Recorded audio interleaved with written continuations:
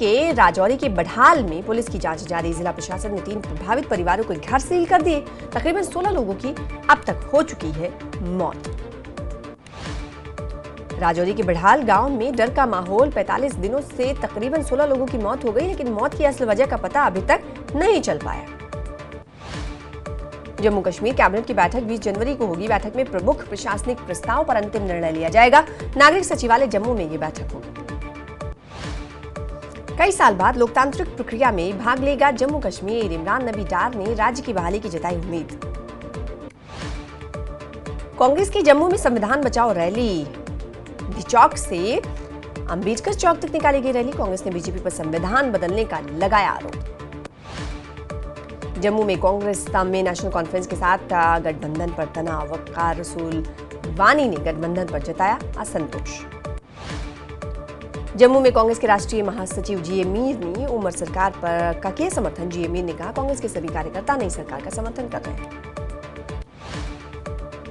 और Jammu chamber of commerce and industry को union budget से काफी उम्मीदें। पुरानी इंडस्ट्रीज के लिए विशेष पैकेज की मांग।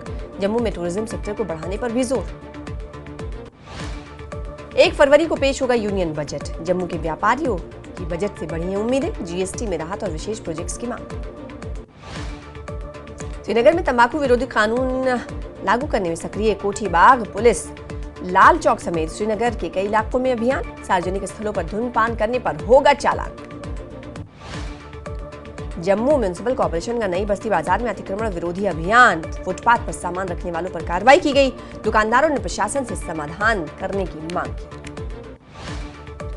शिवसेना डोगरा फ्रंट का राजौरी में संदिग्ध मौतों पर प्रदर्शन। सीबीआई जांच की उठाई गई मांग।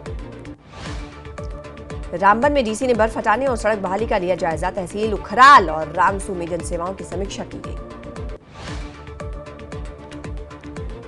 गुलमर्ग में कर्लिंग चैंपियनशिप शुरू। 21 जनवरी तक होंगे मुकाबले।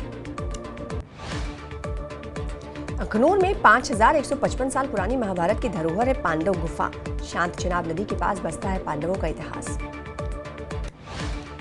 अन्य में घर में घुसा जंगली हिरण।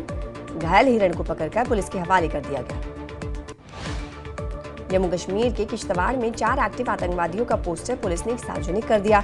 हर एक आतंकी पर रखा 5 लाख का इनाम। लोगों से की जानकारी देने की अपील।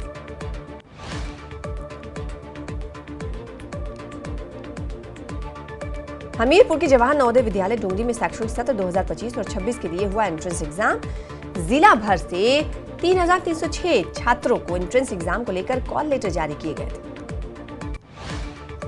नेता प्रतिपक्ष जयराम ठाकुर ने कांग्रेस सरकार पर साधा निशाना। कहा, हिमकेयर योजना बंद होने से स्वास्थ्य सेवाएं प्रभावित। एचआरटीसी पेंशन पर नेता प्रतिपक्ष ने सुक्खू सरकार को घेरा। शिमला में आईजीएमसी में कैंसर रोगी की मौत का मामला। जयराम ठाकुर ने ट्वीट कर न्याय की अपील की। कांगड़ा के ज्वाली क्षेत्र को सीएम सुक्खू ने दी करोड़ों की सौगात। ज्वाली में बना हिमाचल का पहला wild life information centre. CM Sukhu ने प्रवासी पक्षियों के संरक्षण पर भी जोर दिया। मंडी में ई-केवाईसी नहीं तो नहीं मिलेगा राशन। 1.5 लाख से ज्यादा राशन कार्ड ई-केवाईसी के बिना ब्लॉक हो चुके हैं। नाहन में सड़क सुरक्षा जागरूकता शिविर का आयोजन। NYK 19-17 से 23 जनवरी तक आयोजित किया गया शिविर। सड़क सुरक्षा शिविर में 25 स्वयंसेवक शामिल हुए। अयोध्या में हिमाचल के राज्यपाल शिव प्रताप शुक्ला ने किया रामलला का दर्शन। कहा, रामलला की भव्यता अयोध्या की पहचान। पौंग डैम के बाथू की लड़ी मंदिर में मौजूद रहे विक्रमादित्य सिंह। मंदिर में विक्रमादित्य सिंह ने टेका माथा। ऊना में बीजेपी ने किया संविधान गौरव अभियान का आगाज। राज्यसभा सांसद सिकंदर कुमार ने कांग्रेस पर लगाया आरोप। सोलन में हिमाचल प्रदेश में शहरी बीजेपी मंडल अध्यक्ष शैलेंद्र गुप्ता ने कांग्रेस सरकार पर साधा निशाना।